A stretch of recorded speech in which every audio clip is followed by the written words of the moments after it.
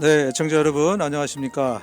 우리 50대 목사님들이 꾸미는 부활절 특집 대담 3부 시간이 돌아왔습니다. 네, 목사님들 감사합니다. 다시 이렇게 모여주셔서 감사드리고요. 맛있는 거 사주세요. 네, 맛있는 거 방송국에서 제공해 준다고 합니다. 우리가 여러 가지 얘기들을 지난 시간들에 많이 나눴는데 앞으로 우리 교회들이 정말 어떻게 될 것인가, 세상도 세상에 어떻게 될 것인가를 지금 모르는 상황인데 그래도 교회 전문가는 목사님들이 아니겠습니까? 그래서 우리 목사님들은 앞으로 우리 교회들이 어떻게 될 것인가 좀 나름대로 생각하시는 것들이 계실 거고, 그리고 성도님들이 과연 우리 목사님들이 지금 어떤 계획을 갖고 계시지? 또 이런 궁금증도 굉장히 많이 있고요. 그래서 우리가 그런 부분들을 함께 좀 나누는 시간이 좀 됐으면 좋겠습니다. 우리가 뭐 미래학자는 아니지만 여태까지 우리가 목회해온 경험 삼아서 지금 50대쯤 돼서 보니까 앞으로 교회는 좀 이렇게 변하지 않겠는가, 뭐 이런 예측 가능한 일들이 좀 있을 것 같습니다. 네, 어떠십니까?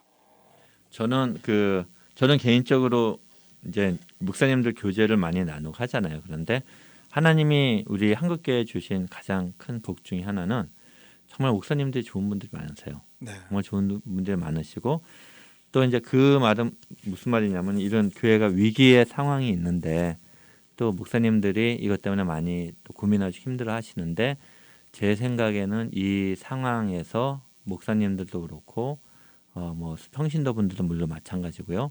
교회 본질에 대해서 많이 고민하실 것 같아요. 그럴 수 있는 기회예요. 예, 아니면 너무 바빠가지고 이런 생각조차 할 여유가 없었는데, 교회 본질은 무엇인가, 나는 무엇을 붙잡아야 되는가, 그 고민들을 많이 하실 것 같고, 실제로 내 주위에 목사님들 만나면 그 고민을 가장 많이 하세요. 그래서 어떻게 앞으로 갈 것인가. 그래서 그런 면에 있어서는 또 교회가 이 사태가 지나고 나면 굉장히 많이 더 성숙해지지 않을까, 그런 생각이 듭니다.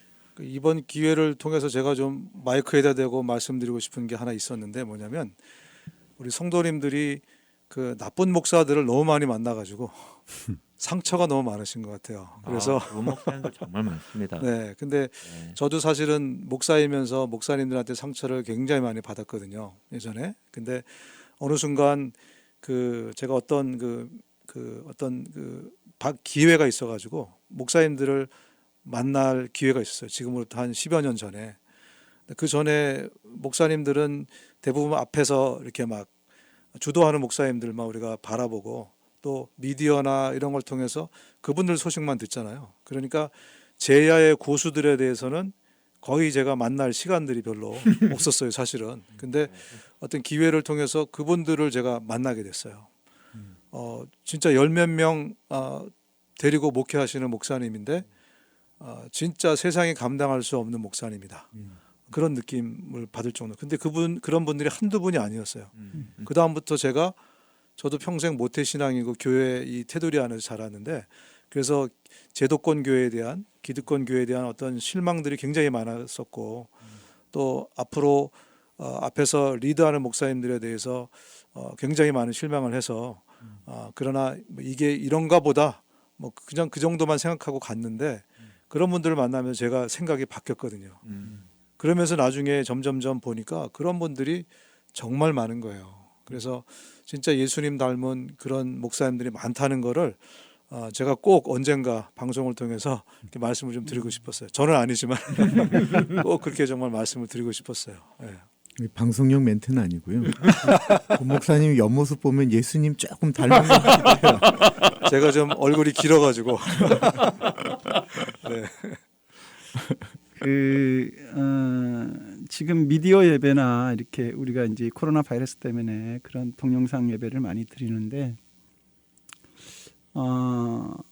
제가 예전에 고향 교회를 방문했다가 마음이 참 허전했던 적이 있어요. 그건 왜 그러냐면, 저희가 예배드렸던 그 교회 학교 건물이 이제 허물어지고 그게 그냥 그대로 이렇게 이제 운동장이 되었더라고요.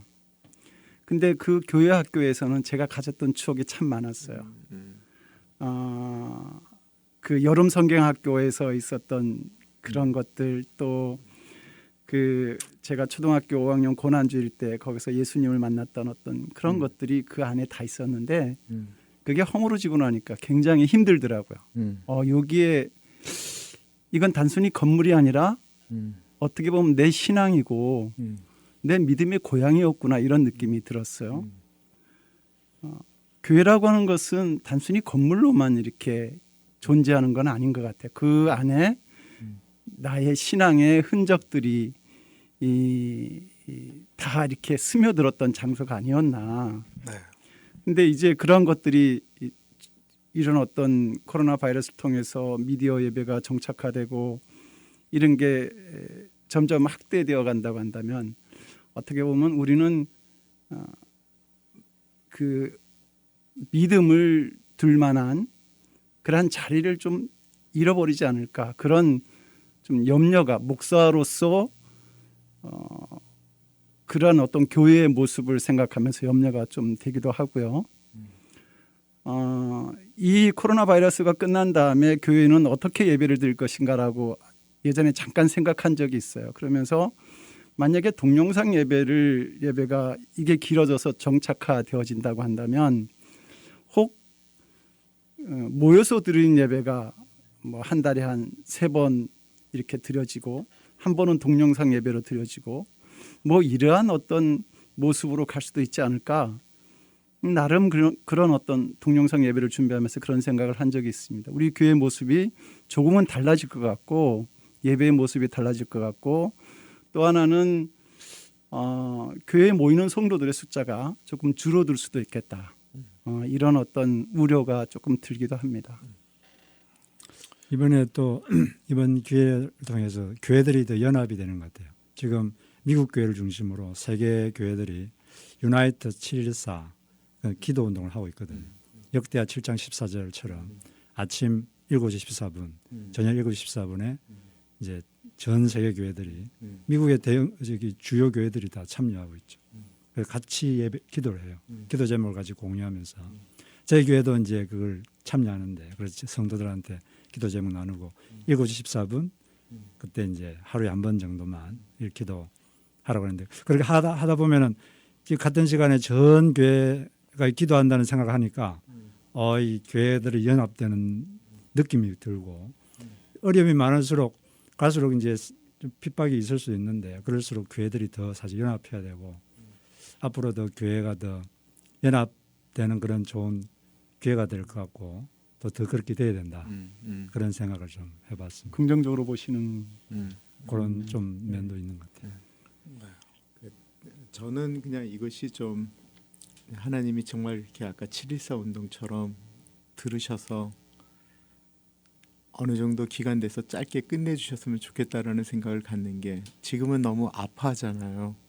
교회 못 가는 것들 때문에 아파하고 같이 밥 못 먹는 거 같고 아파하고 그 보네포 신학자가 그 감옥에 있을 때 그리운 게 뭐냐라고 했더니만 성도들과 같이 나눴던 밥상 공동체, 따뜻한 햇살. 그는 이제 다시는 못 볼기 때문에 그리웠는데 혹이나 이 상태로가 계속 진행되어지다 보면 익숙해지지 않을까라고 하는 생각이 들고 바벨론 포로 가운데 있었던 그 백성들이 그발 강가에서 예루살렘을 향하여 그리워하며 울었다라고 하는데 이게 짧게 끝나면 정말 그 마음 가지고 더 잘할 것 같은데 세상이 완전히 바뀌어서 모든 것들이 바뀌면 그때는 어떻게 해야 되는가. 아직 사실 1세들은 그거 생각 못하고 지금 이걸 맞이해서 지금은 혼돈 중에 있다라는 생각이 들어요. 하나님이 큰 축복 주셨는데 저 같은 경우엔 이게 이 상태로는 계속 안 갔으면 좋겠어요. 아유 그냥 빨리 종식이 돼야죠. 빨리 끝내야죠. 네. 뭐 각자의 생각들과 뭐 예측하는 게 많이 다르겠지만 일단 지금 이제 대부분 살펴볼 때 이거는 일시적인 현상이지 않겠는가. 그리고 마지막 때에 하나님께서 주시는 마지막 경고 이런 것으로 받아들이는 분들이 더 많으신 것 같다는 생각이 들더라고요. 그래서 지금은 주님이 주실 그 생각들을 저희가 좀 빨리 받고 회개할 거 정말 철저히 회개하고 그리고 아까 얘기하신 본질을 또 살펴보고 이렇게 하면서 마지막 기회를 잘 쓸 수 있는 그런 계기로 좀 삼아야 되겠다 이렇게 이야기하시는 목사님들이 지금 많이 계신 것 같아요. 그래서 물론 이걸 통해서 바뀔 것도 있을 것 같아요. 조금씩. 그러나 어떻게 보면 다시 한번 우리가 그 금발강가 얘기하신 것처럼 우리가 모였을 때 예배 드렸을 때 늘 성전에서 예배할 때 그 그리움 뭐 이런 것들 때문에 앞으로 더 잘 모이지 않겠는가. 우리가 예배 드리는 거 진짜 중요했던 거구나. 이거 이렇게 오랫동안 예배당에 가지 못한다는 게 이렇게 힘든 거였구나. 또 성도들이 맨날 만나면 서로 치고받고 싸울 때도 있었지만 그래서 요즘은 목사님들이 되게 편하다 그래요. 성도님들이 서로 안 싸우니까 이게 목회하기 얼마나 편한지. 예, 그리고 또 목사님들이 뭐 제일 힘든 게 새벽 기도인데 이게 뭐 그런 것들 다 지금 하나님이 중단시켜 주시니까 이때 좀 몸도 회복하고 뭐 여러 가지 것들 이런 얘기를 제가 들으면서 야 진짜 하나님이 하실 일들을 하고 계신 게 아닌가. 그리고 오히려 이런 사무친 그리움 가운데 다시 만났을 때 교회가 더 단단해지지 않겠는가 이런 희망적인 생각을 좀 해봅니다. 그런데 말입니다. 그런데 말입니다. 이런 가운데서도 지금은 고난의 시기이기 때문에 굉장히 어려운 특별히 교회들이 참 많은 것 같아서 또 지금은 이제 초기라 이제 막 시작됐기 때문에 아직 그게 피부에 아직 안 닿고 있는데 지금 그래도 벌써부터 많이 힘들다는 얘기들이 있어요. 예. 주변에 좀 어떠세요? 사실 뭐 한국에 있는 제 동기들 교회 중에 그 렌트비 못 낸다라고 하는 얘기를 직접적으로 듣고는 서로 돕자라고 이야기 나오고 막 이러고 있거든요. 그러니까 지금 교회들이 어렵죠. 근데 교인들이 본인들의 어려움을 목회자가 알기를 원하고 목회자가 그것을 위해서 기도해야 되는 것. 저는 그 정도로만 알아서는 안 된다라고 생각되어집니다. 교회라고 하는 것에 대해서 오늘날 사실 사단이 많이 얘기하는 것 중에 이게 뭐 오해가 될 수도 있지만 11조를 내야 되느냐 말아야 되느냐 뭐 이런 얘기부터 많은 얘기들이 신학적으로 있잖아요. 제가 그냥 생각해 보는 거예요. 11조를 만약에 없애버리고 어떤 헌금이 없어지면 당장 문제가 되는 것이 무엇인가? 선교사 보낼 수 없을 것 같아요. 제 생각에 목회자들 한 분 세우고 그분이 여러 개 하라고 하지 교육자들 다 잘려 나갈 것 같아요. 근데 이게 사실은 그 전에는 그 헌금에 대한 문제로 그랬다고 한다면 지금은 실제적인 문제가 되었거든요. 네. 자녀들을 위해서 그 교육자들을 써야 되는데 더 이상 헌금을 안 내니까 못 받으니까 사실 교회를 안 나오니까 교육자들한테 쓸 수가 없는 거예요. 그분들을 이렇게 페이를 주면서 쓸 수가 없는 입장 가운데 오기 시작했다라는 생각이 듭니다. 지금은 아니지만 이게 점점 더 길어지면 교회적으로 얼마나 버틸 수 있을까? 그리고 난 다음에 뭐 교회가 있고 없고의 문제가 아니고 우리 자녀들을 위해서 누군가가 이렇게 전도사님으로 이렇게 말씀을 양육하고 움직여야 되는데 그때는 어떻게 해야 되는 건가라고 하는 걱정이 진짜 실제적으로 많이 다가옵니다. 지금 주변 교회 목사님들 이야기 들어보면 온라인 예배 드리면서 헌금이 4분의 1로 줄었다. 5분의 1로 줄었다. 그런 분들 제가 많이 만나봤거든요. 네. 우리 성도님들이 온라인으로 예배를 드리시는데 예배의 한 부분이 하나님께 예물을 드리는 것. 이걸 기억을 잘 못하시는 그런 분들이 좀 있지 않은가. 그냥 예배 드리고 은혜 받고 이게 예배가 아니거든요. 예배의 그 중심이란 건 하나님께 뭔가를 드리는 것인데 마음만 드릴 게 아니라 우리에게 가장 중요한 물질을 통해서 마음을 표현하는 것. 이게 예배에 반드시 필수적인 것인데 온라인 예배 드리면서 많은 분들이 그냥 그 부분을 의미시 안 하시는 것 같아요. 그러다 보니까 교회가 많은 게 어려움을 겪고 있고 또 목회자들도 생활을 해야 되고 또 교회마다 정기적으로 나갈 게 있거든요. 렌트비도 내야 되고 다 정기적으로 나갈 게 있는데 나갈 건 다 똑같은데 들어오는 게 성도들이 그렇게 되면 교회가 상당히 지금 힘들어지고 있는 중이고 우리 성도님들이 그걸 잘 좀 염두에 두어야 되지 않을까. 좀 더 적극적으로 예배의 한 부분인 헌금 드리는 거 이게 쉽지는 않지만 온라인으로 드려야 되고 또 봉투로 직접 매려야 되고 쉽지 않지만 조금 더 적극적으로 하셔야 되지 않을까 이런 생각이 좀 듭니다.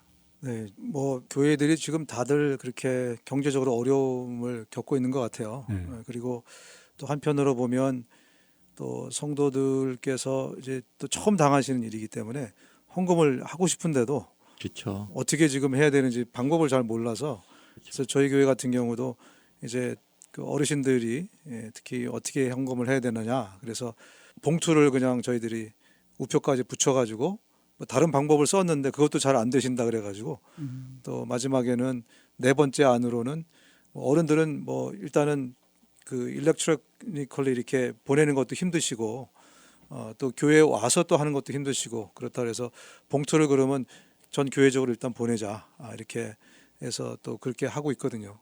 또 한편에서는 또 요즘 그 경제적으로 많이 어려운데 성도들에게 그렇게 큰 부담을 줘야 되겠느냐 이런 또 소리도 있어요. 네. 소리도 있고 하여튼 뭐 여러 가지 것들이 지금 정리가 안 된 상태 가운데서 좀 그렇게 움직여가고 있는 그런 현실입니다. 근데 이러다 보니까 정말 가장 그 직접적으로 피해를 겪고 계신 분들 중에 하나가 우리 작은 교회를 지금 사역하시는 대부분 우리 교회가 100개라면 큰 교회는 사실 10개 정도도 안 되거든요. 그죠? 10개 뭐 20개 많아야 중대형 교회 뭐 이렇게 합치면 나머지 80%는 50명 밑에 작은 목회를 하시는 그런 교회들인데 그 부분이 사실 제일 걱정이 돼요. 어떻게 지금 이 난국들을 그 교회들과 그 사역자들이 또 헤쳐나갈 것인가. 예. 근데 참 이것도 그 하나님이 우리 성도들 또 우리 전체 교회의 믿음을 테스트하시는 부분 같아요. 그러니까 사실 구약 때도 어떤 영적인 타락의 모습 중에 하나가 레위인을 돌보지 않는 거였거든요. 하나님의 말씀을 담당하고 또 하나님의 말씀을 선포해야 되는 그 레위인을 돌보지 않는 거였는데 지금 목회자가 뭐 레위인은 아니지만 그때 레위인은 아니죠. 목회자가 그러한 일을 감당할 때 우리 그 성도님들이 목회자들은 성도님들 당연히 걱정해주고 기도해주고 성도님들도 목회자를 함께 걱정해주고 기도해주고 그런 것이 되게 중요한 것 같고요. 그리고 그 어느 때보다도 저는 헌금은 해야 되는 시대라고 봐요. 예, 그러니까 어렵죠. 다 어렵죠. 목회자들 다 포함해서 하나님 앞에 드리는 드림의 생활은 반드시 해야 되는 시기라고 봐고 이거는 제가 볼 때는 분명히 하나님께서 이 과정을 우리가 잘 감당을 할 때 하나님이 또 크게 우리를 은혜 주실 수 있는 기회라고 생각을 합니다. 아멘. 예. 우리가 예배를 드리면서 아마 하나님께 드리는 유일한 순서가 아마 헌금일 겁니다. 이거는 뭐 드리고 말고가 아니라 신앙적 표현이죠.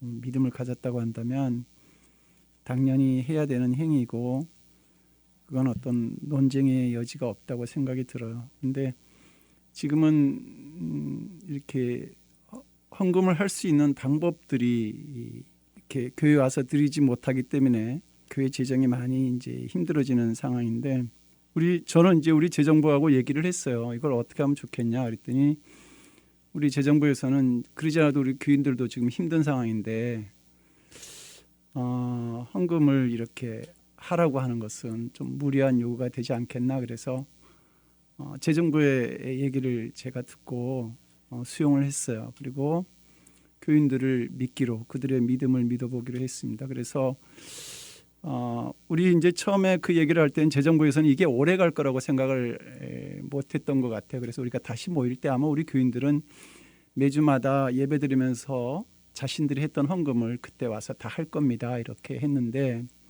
이게 오래 가면 그게 정말 가능성이 있는 얘기인가 이런 생각도 들고 그러면서 기다리는 거죠. 우리 교인들을 제가 믿고 또 교인들이 이 상황이 계속 지속되고 그러면 재정부나 교인들 사이에서 조금은 먼저 얘기가 나오기를 지금 기다리고 있는 상황이긴 합니다. 우리가 뭐 지금 하고 있는 이 복음 방송도 아까 이제 얘기를 들어보니까 3월달에 그 후원금이 줄었다고 이야기를 하더라고요. 근데 복음 방송 사실 이렇게 우리처럼 직접적으로 모여서 예배를 드리면서 헌금을 한 것도 아니고 여기야말로 진짜 여태까지 온라인으로 다 헌금을 했던 곳인데도 줄었다라고 하는 거는 그만큼 어렵다라고 하는 것은 분명한 것 같은데요. 그러니까 우리 안에 있는 생각이 하나님 앞에 나아가는 우리들의 마음 자세가 내가 어려우면 어려운 만큼만 내고, 근데 문제는 뭐냐면 지금 걱정하는 건 뭐냐면 온라인으로 예배를 드리기 때문에 우리가 모여서 예배를 드릴 때 냈던 헌금을 온라인으로 예배를 드리기 때문에 안 내는 것에 대한 것이 문제다라고 생각되어지거든요. 그것이 만약에 동일하게 이루어지면 어려울 땐 또 어려운 대로 교회가 같이 움직이면 되는데, 이것이 아무도 안 보는 곳에서 예배를 드리기 때문에 혹이나 하나님께 드려야 되는 우리들의 마음이 그것이 이렇게 안 될까 봐 저는 그것이 더 걱정인 것 같아요. 이게 우리가 온라인으로 예배를 드리면서도 이래야 됩니다라고 하는 것을 우리가 설계해 볼 기회도 없었잖아요. 사실은 갑자기 너무나도 일어난 일이라 우리가 지금 뭐 광고하고 하지만 우리가 그러지 않았었잖아요. 이게 오래가면 정말 어떻게 되나라는 생각을 하게 되죠. 저는 그 사도행전 그 2장에 있었던 교회의 그런 모습을 또 우리가 발휘할 수 있는 시간인 것 같고요. 아까 그 김인철 목사님께서도 그런 말씀 나눠주셨는데 여분 있는 사람 얘기하셨잖아요. 네. 예. 근데 이제 사도행전 2장의 모습이 그런 모습이었잖아요. 더 가진 자가 일단 더 필요한 사람들에서 자기 걸 내놨거든요. 그래서 지금은 교회 헌금도 모두가 참여하는 건 물론이고 또 여분에 있는 분들이 특별 헌금을 내셔야 되는, 하나님이 그것을 굉장히 기뻐하실 시기인 것 같아요. 어떻게 보면 그 전에 그러지 않다가 우리가 사도행전 2장과 비슷한 상황에 와 있어요 그냥. 예, 그래서 그러나 하나님은 우리에게 분명히 충분히 주셨고 그렇게 믿거든요. 충분히 주셨고, 그러나 그것이 나올 사람들에게서 다 나온다면은 충분히 같이 극복할 수 있는 그런 어려움이라고 생각을 해요. 그래서 혹시 또 그 이렇게 청취자 분들 가운데서도 그런 여분의 어떤 것이 있다면은 지금 이 시간이 하나님께 드릴 수 있는 참 좋은 시간이다, 그렇게 생각하시고 또 기도해 보시면 좋을 것 같아요. 네, 지금 뭐 교회도 어렵고 뭐 개인도 어렵고 다들 어려운 시기인데, 그렇다 보니까 이런 복음 방송이나 아니면 선교 단체들 아니면 선교사님들이 어떻게 지금 지내셔야 될지 사실 뭐 감이 안 와요. 교회들에서 다들 보내드려야 그래야 선교 사역이 이루어지고 있는데, 정말 중요한 그 사역이 중단돼서는 안 되는데 이거를 어떻게 풀어가야 될지, 지금 이게 뭐 우리가 상식적으로 알고 있지만 이게 사실 단기적으로 한두 달 만에 끝날 일은 아닌 것 같아요, 그죠? 네. 그렇게 생각하시죠? 네, 지금 저희 CCC 간사들이 사실 모금을 해서 살잖아요. 네, 근데 이제 간사들의 아까 말씀하신 대로 어디서부터 돈이 줄어들까? 근데 이제 그 간사들이나 복음 방송이나 가장 먼저 이렇게 하시거든요. 이제 그런 것도 좀 그 기억을 하셨으면 좋겠고, 좀 생각을 좀 많이 하셨으면 좋겠어요. 넓게 하시고 누가 소외가 될지 누가 힘들지를 생각하시고, 오히려 또 그런 것에 대해서도 기도도 많이 하시고 같이 동참하시고 그러면 더 좋을 것 같아요. 네. 당장 지금 그 선교사님들이 그래서 지금 돕고 있는 교회들이 지금 어떻게 계속 하고는 계신가 모르겠어요. 저희는 이제 6군데를 이렇게 돕고 있는데, 우리는 그냥 1년을 그 4분기로 이렇게 쪼개서 지원을 하거든요. 네. 근데 우리가 이제 3월 달까지 해서 그러니까 5군데를 보냈어요. 한 군데는 우리가 1년에 한 번 이렇게 모아서 교회 재정으로 드리고 또 교인들이 모아서 드리고, 한 군데는 그렇고 5군데는 우리가 이렇게 교인들과 교회 재정으로 해서 보내는데, 작년에 비하면 좀 이렇게 3개월밖에 안 됐는데도 불구하고 좀 선교비가 줄었죠. 그런 게 이제 현실적으로 이렇게 딱 눈에 보이는 일들이니까 그분들 걱정도 되고, 그러나 이제 재정부에서는 그래도 계속 보내려고 그렇게 나름 연구하고 노력하는 중에 있는 것 같아요. 계속 할 생각입니다. 저희는. 지금 뭐 우리 교회 중에서는 제일 선교 사역을 많이 하고 계신 데가 우리 김윤철 목사님 교회 같은데 어떠십니까? 그 교회 저희도 분위기는? 그냥 다 보내고 있습니다. 왜냐하면 그분들은 사실 그거 없으면 당장 문제가 생기니까. 근데 지금 걱정되는 건 뭐냐면 지금 우리가 계속 보내겠다라고 얘기는 하는데 이게 몇 달 지나고 난 다음에 이제 결과를 보고는 그때는 또 우리가 다시 결정을 해야 되잖아요. 네. 그러니까 두려운 거예요. 선교사님들이 거기서 어떻게 선교하실까라고 하는 것에 대한 두려움 같은 것들이 있고, 실제로 저희가 올해 아프리카 쪽에다 어떤 거 하나 프로젝트가 있었거든요. 근데 그거는 지금 다 스탑됐습니다. 스탑되고 뭐 전혀 진행을 할 수가 없고요. 그쪽 교회랑 다 얘기가 되어지고 선교사랑도 얘기가 되었던 건데, 그러면 탄자니아에 있는 그 교회는 우리 동네는 아무 문제가 없는데 라고 얘기할 수 있지만 뭐 우리가 뭐 어떻게 할 수가 없는 거죠 지금. 그러니까 그런 것들에 대한 마음이 어렵죠. 죄송하기도 하고 미안하고, 그렇다고 여기 있는 얘기를 또 다 얘기해 드릴 수도 없고 다 어려운 것 같아요. 네. 예, 아유 정말 이게 경제적인 문제로 또 이렇게 가니까 진짜 우리 힘으로 할 수 있는 게 정말 아무것도 없구나. 정말 하나님이 은혜를 부어 주셔야 되는구나. 뭐 이 생각밖에 안 드네요. 예. 저는요 정말 하나님이 우리에게 이미 다 주셨다고 믿고요. 아멘. 그 여분의 분들이 나누는 시간이라고 생각을 해요. 저는. 아멘. 네네. 정말 그런 것 같아요. 지금 이제 이때야말로 우리가 우리의 믿음을 보일 때고, 그냥 우리 마음 안으로만 갖고 있는 게 아니라 우리 삶에서 표출할 때고, 그래서 정말 저는 또 하나님이 또 숨겨놓으신 그런 7천인처럼 이런 어려울 때 뭔가 이렇게 이그젬플을 보여줄 수 있는 그런 분들이 또 교회마다 또 요소요소에 또 생겨나지 않겠는가. 그래서 우리 정말 교회가 하나 되고 또 성도들이 하나 되고 모든 믿는 사람들이 이때 같은 마음 또 같은 생각 가지고 같이 움직일 수 있는 또 그런 좋은 기회로 삼아야 된다. 또 그렇게 생각합니다. 하여튼 다들 정말 어렵고 힘든 시기입니다. 그러나 우리에게 주신 것은 믿음이라는 거, 그리고 이 믿음은 내가 노력해서 얻은 것도 아니고 하나님이 우리에게 은혜로 주신 것이니까 이 믿음 안에서 소망도 발견하고 또 긍정적인 생각들을 가져가고, 긍정의 힘도 대단한데, 그죠? 우리가 믿음을, 그 긍정의 힘보다 훨씬 위대한 믿음을 갖고 있는데, 특별히 우리가 이 경제적인 면에서도 잘 우리 믿음을 사용해서 이 어둠을 잘 물리쳤으면 좋겠습니다. 호플리 이렇게 멀리 가지는 않겠지만 이 기간들이 또 멀리 간다 할지라도 하나님의 뜻과 섭리가 있으니 저희가 정말 기도하면서 또 십시일반 우리가 돕고, 특별히 선교지 또 작은 교회 또 돌아볼 수 있고, 또 조금 더 내가 엑스트라가 있으면 이번 기회에 좀 내놓고 할 수 있는 그런 기회가 되면 정말 참다운 믿음, 행동하는 믿음 우리가 좀 갖는 것 같아요.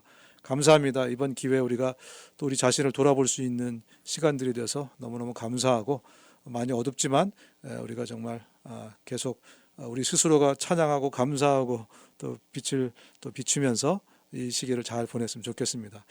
예, 여러분 너무 감사합니다. 우리 50대 목사님들의 생각을 여러분 들어주셔서 감사합니다. 저희는 또 다음 기회에 여러분도 뵙도록 하겠습니다. 감사합니다. 감사합니다.